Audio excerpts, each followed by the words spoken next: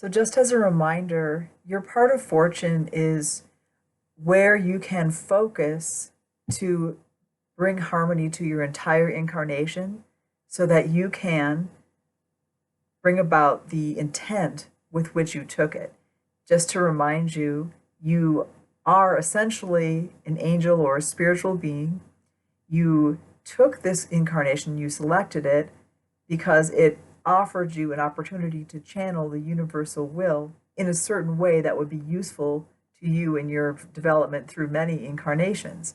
So the part of fortune aligns your sun, your moon, and your rising sign. And the sun, of course, is where your spiritual self comes through and sort of peeks through your incarnation now. And then the moon is your intuitive animal self that can nurture spirit if worked correctly. And then finally, the rising is your earth, your elements.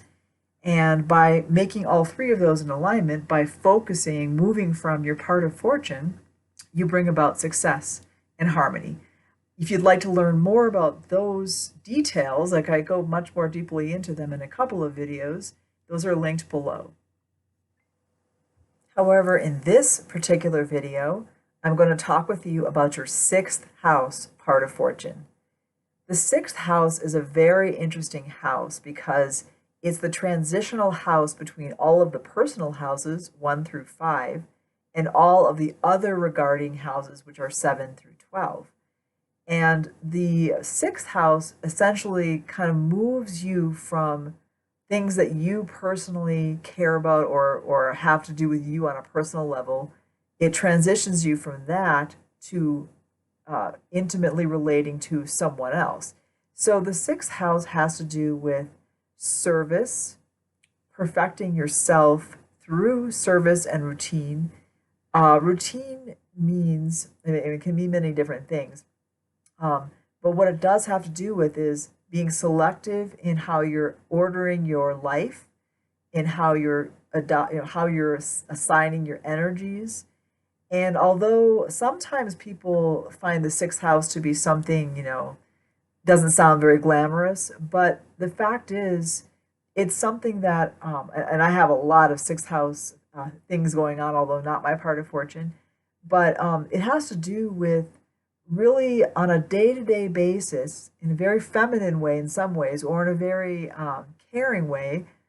It has to do with ordering and selecting so that things flow in the environment. It's about achieving an efficient and well-run situation. And a lot of times, or at least historically, it has to do with healing because there is a restorative and very bringing into order aspect of healing tasks.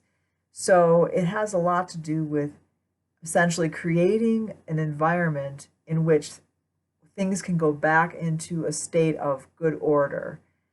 And when you center yourself in creating order, and it can be even within just your own lifetime, your own life, it doesn't necessarily have to be to do with others, or when you center yourself in being of service, of being useful, then you are going to bring about harmony in your entire incarnation. And that harmony is going to allow you to accomplish what you came here to do.